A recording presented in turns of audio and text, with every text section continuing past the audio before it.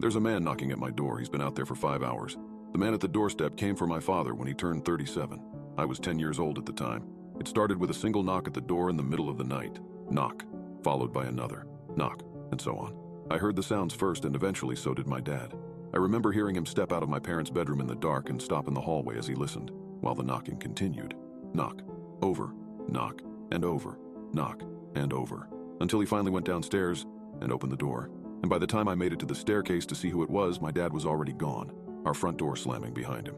Not long after, his disappearance was ruled a missing persons case, the leading theory being that he suffered from depression and just decided to wake up one night, wander off into the night, and end his own life. But I knew the truth. I knew what had really happened to him.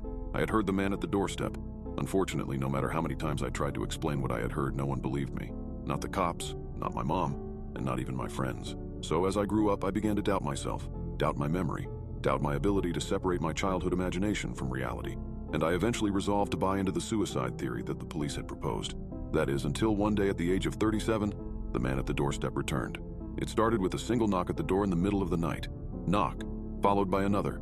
Knock, and so on. Being the sole occupant of the house handed down to me from my mother, and a single one at that, I was the only one to hear the sound.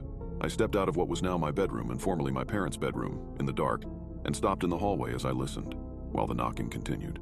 Knock, over, knock, and over, knock, and over, until I finally went downstairs. But unlike my father, I didn't open the door. I simply tiptoed up to it and looked through the peephole. Sure enough, on the other side of the door was the silhouette of a hooded man knocking away. Over, knock, and over, knock, and over. But knowing the fate that had befallen my father, there was no way I was going to answer him. So I just tiptoed over to the staircase, took a seat on one of the steps. Knock. I waited, and waited. Knock, and waited for him to stop. Knock, but he never did. Minutes turned to hours, and before I knew it, the sun began to rise. That's when the knocking stopped, and the man at the doorstep simply walked away. The next day was business as usual, as I went about another hectic workday, and almost forgot what had happened the night before, eventually chalking it up to a nightmare. But later that night, after I went to bed, I awoke to the chilling sound of a single knock at the door. Knock, followed by another. Knock, and so on. Once again, I tiptoed downstairs, looked through the peephole, and saw the same shadowy silhouette of a hooded figure knocking away at the door. Knowing that this was no dream, I went to the kitchen, grabbed a steak knife, and tiptoed over to the staircase, where I took a seat on one of the steps. Knock. I waited. Knock, and waited. Knock, and waited for him to stop. But he never did.